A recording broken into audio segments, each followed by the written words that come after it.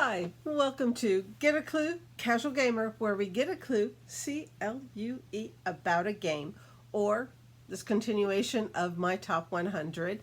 Today we are down to 40, down to 31. Before I start with 40, I have to ask forgiveness. Again, I don't edit these videos. And after I finished the last one and went downstairs and settled down, and I realized I was looking through the pictures that I look up so that I can show you what the covers look like or whatever. And I realized it's like, wait a minute, I didn't talk about this game.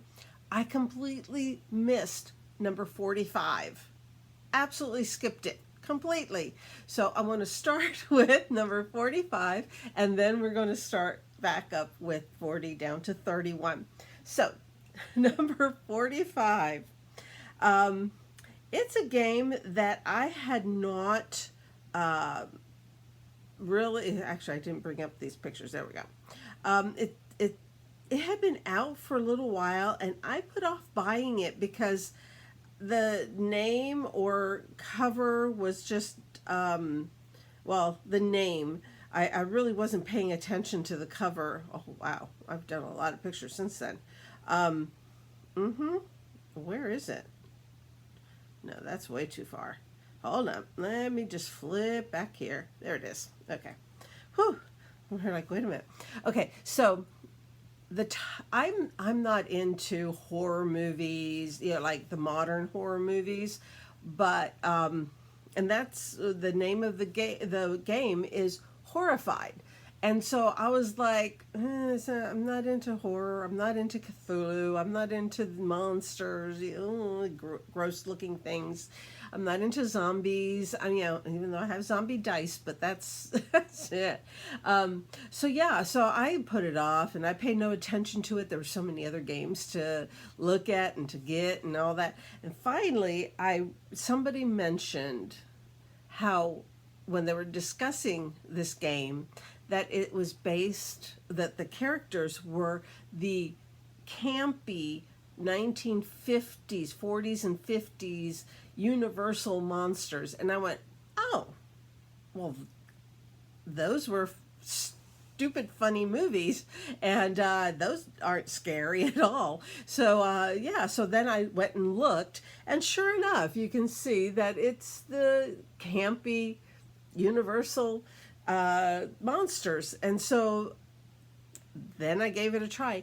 And so to give you a little hint about it, I noticed that the last video was very short, not just because I was missing this this game, but because I really wasn't.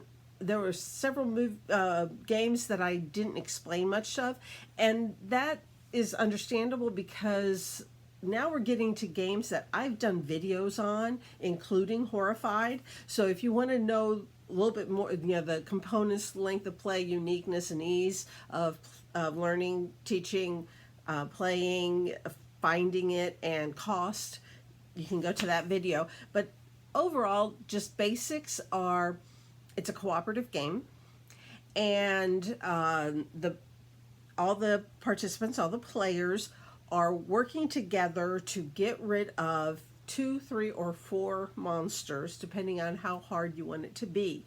That's what another plus about this game is. You can make it as tough as you want. You can start off with just 2 monsters, and truthfully, it's not hard to beat 2 monsters, especially when you start with the ones that they suggest.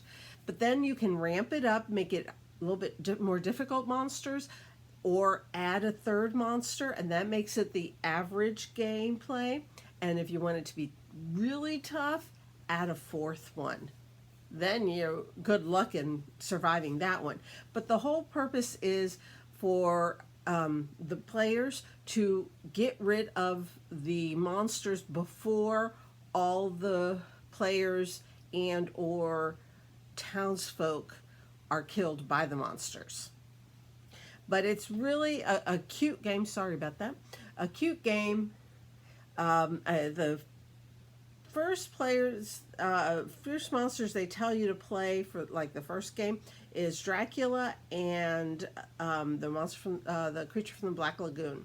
Those I've played that several times because I'm always teaching somebody the game. So it's like, yeah, let's go to the easy one and do that one. But now, also, sorry, also just so you know, they came out with another version of it, very similar.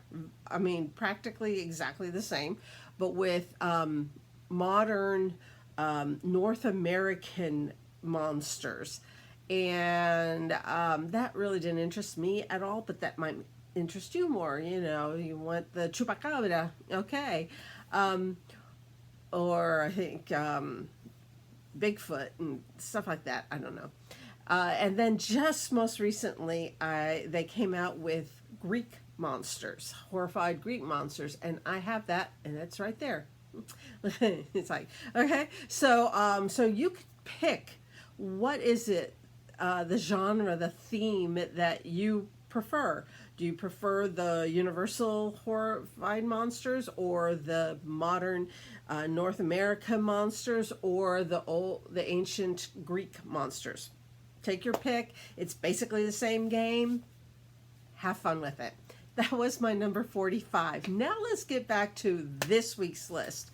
And this list is 40 to 31. And number 40 is a deduction game that is not cooperative. So it's a deduction game where you're trying to figure it out before anyone else. Now I got to go to the newest pictures I've just downloaded.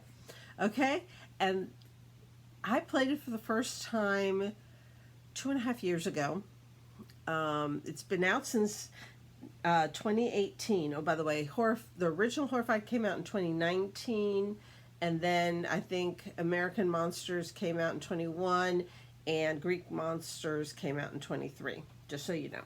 Okay, so this one came out in 2018, and it is called Cryptid. Talk about covers. I saw this cover and I went, no, I don't like monsters. I really don't like ugly, wormy, monstery looking things. That, no. You know what? I should have gotten a picture, and just for you, I'm going to do it now. I'm going to look up Cryptid and show you a picture of what the board looks like. Once I walked by and saw what the board looked like, I was like, well, yeah, okay, I can do that. Okay, this is a close-up of what the board looks like. Can you see how it's not scary at all? It's little wooden towers and pieces, and yeah, actually that's a high-end one. Here we go. We got different wooden pieces on these, hexagonal spots. That's it, but that's Cryptid. And so I finally saw what the board looked like and was like, oh, it's nothing like this. I can play that. And that got me. The first time I played it, I had no clue what I was doing. None. And pretty sure I could promise everybody the first time you play it, you will not know what you're doing. And you'll be like, how did they do that? What? Wait a minute. Because the whole point of the game is to figure out the one hexagon on the entire board where the cryptid could be. This is a game where each player has a certain piece of information. On the easier levels, it's a positive information. For instance, it could be in a swamp or in water. Okay, so it's not going to be in mountains, it's not going to be in desert, it's not, so okay, it can only be in swamp or water. Okay. Somebody else might say it's within 3 hexes of a tower. So they know where the towers are It's within 3 hexes of the towers. Now, they don't know what kind of terrain, just they're fixing on the towers. And so that's the kind of information you have. And so the game is you when it's your turn, you place or you point to a hex and say to the next person, could it be here? And they look at it and they say yes or no with whatever, either a round or a square piece of wood, and they answer yes or no. If they answer no, then you have to put one of your little squares on another hex that is a no. And you're trying to give them that information, but as little information as possible, as well as trying to find out information from them. It's deduction. And yeah, it's on the higher end of the casual game, but it is still, it's in the medium light level. It's not quite into the medium level, so it makes it in here, but just barely, or it might just be on the other side of it. Ooh, I didn't double check that, did I? Yeah, I was so busy looking for pictures that I didn't double check that. Hold on. Cryptid is, no, it's a medium light. Yeah. So it's definitely in the casual level. So there we have it. My number 40, Cryptid. My number 39. Okay, so this channel is called what? Get a Clue Casual Gamer. I chose that name because growing up, my favorite game, the game I fell in love with when I was 9 years old, was Clue. I like deduction games. Yeah. So, so I've talked about already other games that have reminded me of Clue. And when I was listening to people talk about, oh, by the way, last year, Horrified was number, I forgot to tell you this information. Last year, Horrified, which is 45, this year was number 34, and the previous year was 28. It's just getting a little bit further down the line since it came out, since I've played it, for the first time and all that. Cryptid came out in 2018. Last year it was number 21. The previous year was number 22. This year's number 40. Okay, so it's kind of going down there because it's really hard. I did almost figure out, actually I had figured out where it was, but it wasn't my turn yet. And the person before me chose it, and it was, yeah, that's it. But I at least had figured it out. Anyway, okay, so number 39 came out in 2016, and people were talking about how, if you like Clue, this was the hobby game for you because it was so much better than Clue. And so I was like, okay, and it was hard to get, hard to find, and it was a little bit more than I wanted to spend when I did find it, and so I put it off and everything, and it looked kind of weird, but it was like, okay, I'll try it. And finally I was able to play it, and finally I was able to get it. And so, yeah, in fact, on the box it says the mystery and deduction card game. You won't ever play two similar games. That's true. And it's called Awkward Guests. It has the most horrific artwork. Those people who are guests at this man's house, yeah, they are weird looking, to say the least. And there's nothing colorful. Nothing colorful about this cover or about the cards inside. It's, yeah. Now, it is definitely a deduction game. It's not cooperative. And you will be trying to figure out who did it with what and why. My dog is begging already. And it's like, no, you can wait. Okay? No, wait. Okay, so anyway, I played it, and as far as I'm concerned, it's similar, but not, to Clue. Um, but I like it enough that it's my number 39. But I still have a special place in my heart for regular Clue, though I do have a way I keep on telling people, and next week, I am bound and determined to play Clue using a deck of cards. If it's up to 4 players, a deck of cards will be enough. And yeah, if you want to know what I want to use a deck of cards to play Clue, ask me in the comments and I'll tell you about it. But anyway, so I tried Awkward Guess and it plays similar but not the same. But yes, it's a deduction game. You're trying to figure out who has it. Different people have different cards.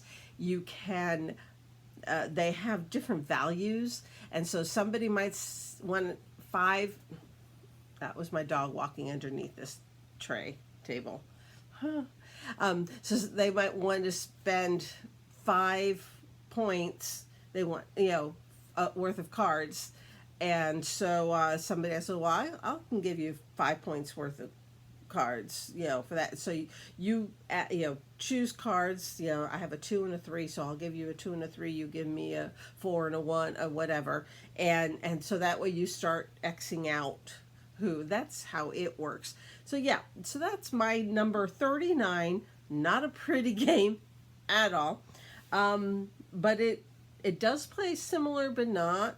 The board, it has the rooms. You are actually given a little thing to block so that you can write your information without other people seeing. Yeah, it's rather than having to get a book or a box or something to like include to hide your little paper. And this is it. And it's a wipe off board, so you can reuse it. Okay, last year was my number 47, and the year before that it was my number 55. I had just played it, and I was here going, oh, this is harder. But it's really not.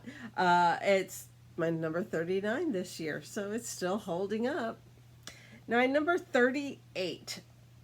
Here we get to, I realized when I was pulling up the pictures for these 10 games, I was here like, holy cow, I have 3 excuse me 3 modern classics, modern entry level games in these 10 games. And number 38 really comes in 2 different versions. I have, because I like history and I like ancient times and I like that kind of theming, I chose for my number 38 came out in 2017, Century Spice Road. Century Spice Road, also for those who aren't really into the historical, has a different version that plays exactly the same called Century Golem Edition. Okay, so it has this type of artwork instead of that type of artwork. And in it, it's a little bit of a deck builder. You're building up a deck that gives you more power to be able to do things more quickly. And you're buying things, you're getting cards to be able to buy more powerful ones that are worth points to work your way up to get the ones with the big points. And use little wooden, in Century Spice Road, it's little wooden squares representing 4 different spices, and they build up to in power. In Golem, it's gems, and so you have 4 different kinds of gems, colors of gems. Yeah, so yeah, it's a deck builder, simple, entry level. Came out in 2017, so it is now 7 years old. Last year was my number 68. Previous year was my number 25. So this year it kind of balanced back out again at number 38. And so that is my Century Spice Road, number 38. Number 37 was number 9 last year. And the year before that, it was brand new. So I hadn't scaled it yet. It came out in 2022. which is, like I say, last year was number 9, and the year before that, it wasn't out yet. But it has become a very popular game, and it has a new reprint as well. So this is the one that I have, Trekking Through History. This is the one that came, the original box cover. So if you see this artwork, it's the original box cover. They are now coming out with a new edition with a new box cover, and the new box cover looks like this. So this is the old one, and this is the new one. Much more intricate artwork, a lot more people in those pictures, and the concept of going into the time thing. It is, your goal is to try and create a run of years, cards that have years in ascending, becoming closer and closer to nowadays.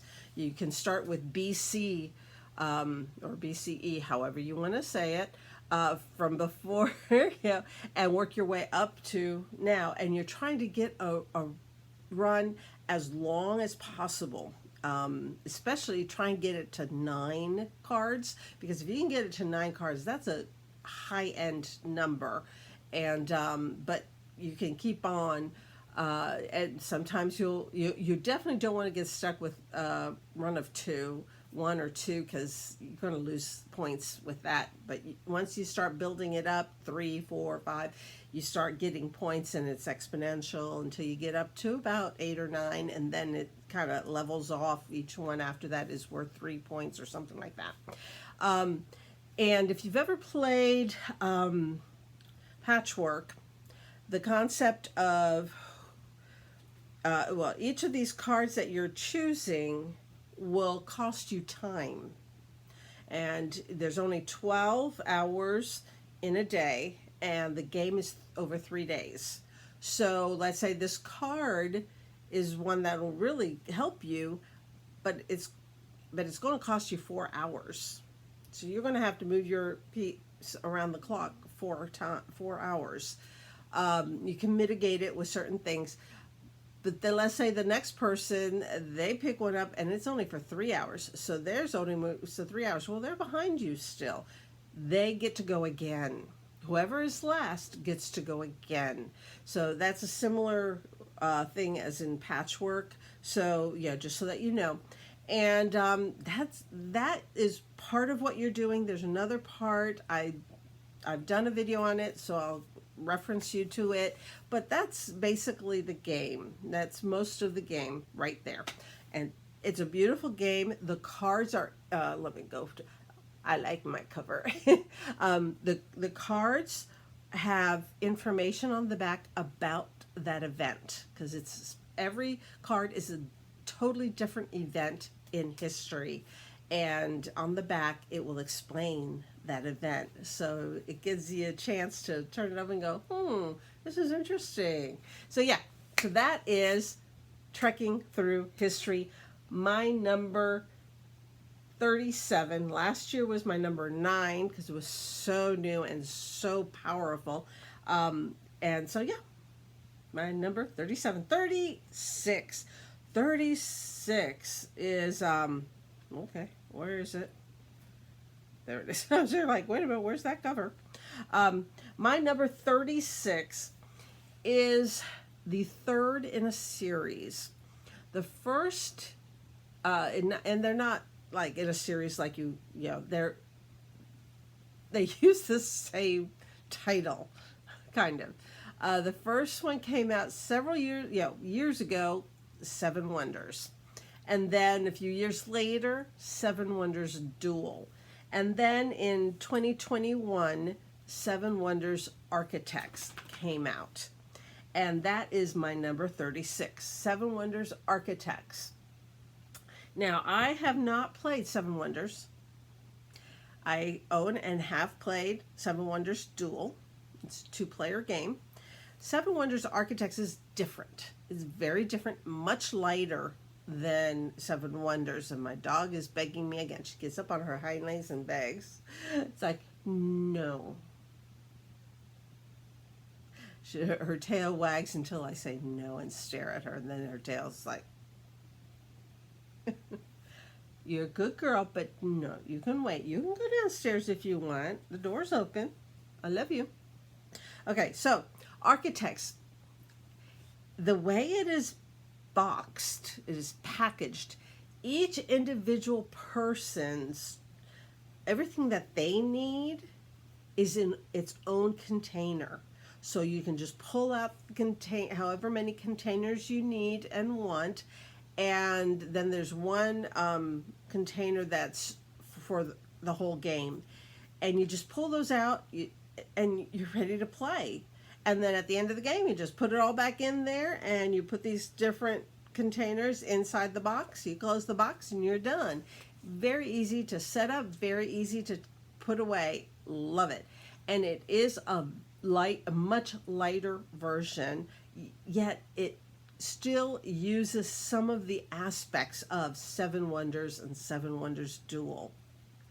The science track, the warrior track, that that kind of thing. But you're creating, flipping over, creating this seventh wonder, one of the seven wonders of the ancient world. Very simple game. Great table presence when you start putting together these, flipping over these seven wonders. Yeah, it catches people's eye. And for a newbie, it's like, oh, okay. I'm just kind of like collecting things so that I can pay the payment to turn this one over, and then it's constructed, and I'm constructing my seventh wonder. Okay, so that is my number 36. Last year was number 32, and the previous year before that, it was brand new. My number 35 came out in 2017. It's another one of these modern classics, modern games, great entry game, beautiful pieces, not hard, it's easy to learn how to play it the first time, and then after you've played it the first time, then you get, okay, now I understand how I need to choose wisely how I place things when I place things. Okay. And last year was my number 28, and the year before that was my number 12. This year it's my number 35, and it is the original Azul. And I've done a video about it, and you can go and look at it. And it's all about the original Azul, which comes, it's from Portugal originally. And Azul is Azul in Spanish means blue. And I thought originally that was why it was called Azul, because you had all this blue on the tiles. But then I got a little Spanish lesson. You can always keep on learning. I've been speaking Spanish all my life, but I don't live in a Spanish speaking country right now. So it's kind of like, okay, I'm always learning new things. And in Spanish and in Portuguese, which is the reason, the people who named this, azulejo means tile, like these beautiful tiles. Azulejo. Azul, and actually in Portuguese it would be azulejo. Azulejo. And so the azul is from azulejo, the tile, azulejo in Spanish. So there you have it. That is my number 35. I'm not talking a bunch about it because it is, it was so popular, and it's only been 7 years since it came out. But in that time, they have come out with Azul, so there's Windows of Sintra or something. We always just call it Sintra, a second one. And then the third one that came out was Summer Pavilion, Azul Summer Pavilion, and I have that. I'm looking at it way over there. And then they came out with Azul Queen's Garden, which is a much tougher version. If you like Azul, you can easily pick up Sintra, Azul Sintra. Azul Summer Pavilion is a little bit different again, but they're all pretty close to the same level of play. Queen's Garden is a little step up, so it's a little bit more. And then they came out with this same game, Azul, but total different skin, total different artwork. And it's a box of chocolates. So it's all different fancy chocolates instead of tiles. So it kind of defeats the purpose of Azul, but okay. It's like, we'll work with it. But anyway, so yes, Azul is my number 35 this year. It was 28 last year, 12 the year before that. And now let's go on to number 34, which I believe is my oldest one in this 10. Yep, it's my oldest one in this 10. And I have the original. It came out in 1995. 1995. Again, I love Clue. I love deduction. So what caught my eye was Mystery of the Abbey. And I bought Mystery of the Abbey before I knew about hobby games. I was still, playing Balderdash and Clue and not Monopoly because I hate Monopoly. But yeah, it's like those same games that we've all grown up with if you came from a family that played games.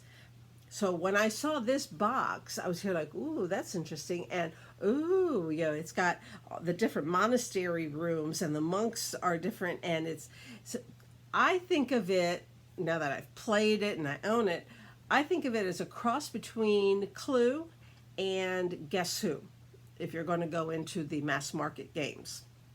And it has been out of print for years, if not decades. And a company has just gone to reprint it. And the new cover for the new one that's coming out, and I believe it's supposed to come out this year in 2024. Let's hope for 2024, if not maybe 2025, but we're hoping for 2024. And this is what the new cover is going to look like. Mystery of the Abbey. Try and get it so there's not so much of a glare. But that is, look at the outline of the person there. Yeah. So Mystery of the Abbey is my number 34. You play, you're trying to figure out which monk is the killer, I think. Oh, yeah, I'm pretty sure it's which monk is the killer, not which monk got killed. It's one or the other. And so they're very different, and I've done a video on it, so you can watch that. But basically, you're trying to deduce by process of elimination which one monk is left. And they're going to have all different. There's 4 different.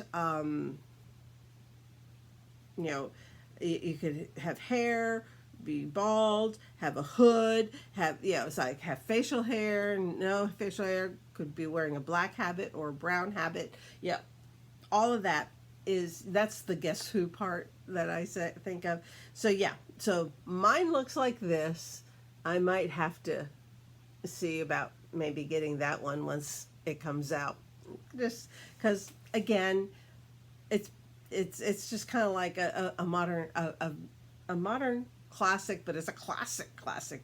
It's almost 30 years old. Almost 30 years old since it first came out. And they're finally doing a reprint of it. Love it. Okay, that was my number 34. Last year was my number 19. The year before that was my number 52 because it was hard to really play it because I wanted to preserve it. Because you couldn't buy it. So anyway, Mystery of the Abbey, my number 34. Number 33 is when they came out in 2022, so it's very recent. Last year was my number 39, so it hasn't changed much. It's gone up 6 points, 33. And before that, 2 years ago, it was new. I had not played it. I did not own it, so I don't have a score for it. Last year was 39. This year it's 33. It is a racing game, and you can play it solo, and it can play up to 8, I believe. I'm pretty sure it's 8 people can play this game. Try to get it at an angle where it's not too shiny. Long Shot, the dice game. There's an old game called Long Shot. This is not it, but same concept, same company, but totally different game. And so Long Shot, the dice game, you can choose to own a horse. You don't have to own a horse. You're betting on these horses. You're trying to hedge your bet with different things. And it's dice roll. You know, when it's your turn, you roll a dice for what number horse moves and how many move, and a dice for how many moves it goes, 1, 2, or 3. And then there's cards that you, or other things that you can use to make some horses back up and others go forward a little bit more. So you're trying to work it at the same time as other people are trying to maneuver the horses as well, trying to get them to the finish line first, second, and third. And so yeah, it's a racing game, simple thing, good components. Again, it's a simple game.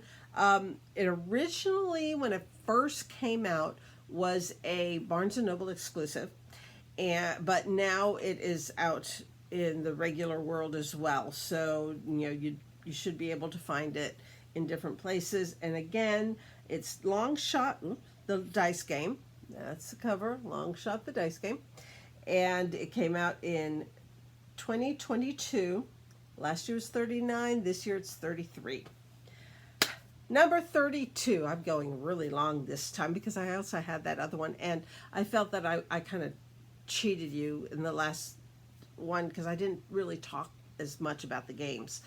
So number 32, and if you didn't know about the game, if you know about the game, you've already been fast forwarding, so I'm not worried about that. This one is new to this list, and it's come in at 32. New to this list. It came out in 2023, so there's no numbers before this. This is the first time, and it's my number 32. That's a big jump. There's not many games ahead of it that are so new. I'm looking and I'm seeing a couple, but very few, very, very few. This is one of the newest games on my list, and let me pull the picture up, and it is Penny Black. Penny Black, I believe, is right there. Penny Black. It's you have goals. It's a tile laying game. The stamps are little plastic tiles, or like melamine type of tiles. And their different goals could be trying to have the same type of stamp, like the orange stamps, in a row or in a column or in a bunch or whatever. You're trying to fill rows, you're trying to fill columns, you're trying to you can't move them around so they're sideways or upside down. They have to be right side up, and you're doing all of that. You're pulling them out. It's a push your luck type of thing. You're pulling them out of the bag and going, okay, now what are we going to do with these? And so yeah, it's kind of you're going to be creating sets, but the placement of them matters. And if you know someone who's a stamp collector, this might be the theme that would get them interested in trying a modern game, one that they might never have heard of. And they surely haven't heard of it because it came out this past year in 2023. It is that new of a game. So yes, my number 32 is Penny Black, brand new to the list. And last on this list is the third of the modern classics. It came out 9 years ago in 2015. Last year it was my number 15. The previous year was my number 26. This year it's my number 31. And it is Splendor. Splendor is a engine building game. Engine builder, yeah, it's more of an engine builder. Century Spice Road is more of a deck builder. This is more of an engine builder, though it's kind of a deck builder as well. Whatever. You're going to choose when it's your turn. You're going to be able to choose either 2 or 3 gems, depending on which ones you're getting, or you can spend them to buy a card. This card needs 2 red and a brown, so you get 2 rubies and an obsidian, because the obsidian are brown instead of black. There's a big argument about that. Just telling you, in the gaming world, is this brown or is this black? It's like, well, the picture is brown, the chip is black, and obsidian is black. I know my parents and siblings lived in Mexico long enough for us to know a lot about obsidian. And so yeah, so you're collecting gems, but then buying these cards. Now these cards will have one colored gem at the top corner, and once you own that card, that is a stationary in your hand, in your area of that gem. So the next time, let's say you bought this card, and in the corner it has a sapphire, a blue gem. And now you see another, you collect some more of the disc gems, which are like tokens, like chips from a casino, that kind of chip, big. And you've collected several of those in specific colors, and now you have a card that to buy it, you need 2 blue discs, 2 blue, a brown, and a white diamond, white. Well, you have 1 blue and the white and the brown, whatever. But this card that you already bought and own has another blue on it. You turn in those chips, but you keep your card and you buy this other card. The layout is there's going to be 3 rows, and the bottom row are like the mines, so they're cheaper to buy and they're not necessarily worth points, but they give you that new gem that stays with you.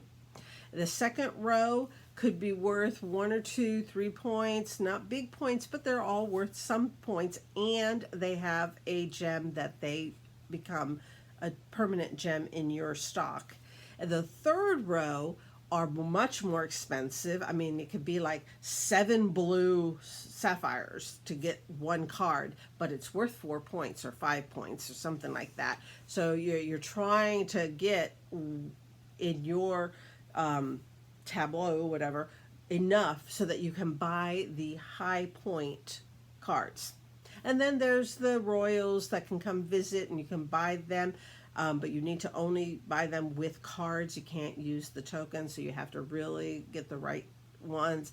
Yeah, it's not a complicated game. It's one of my best friends. It's one of her favorite games, and she's not a gamer.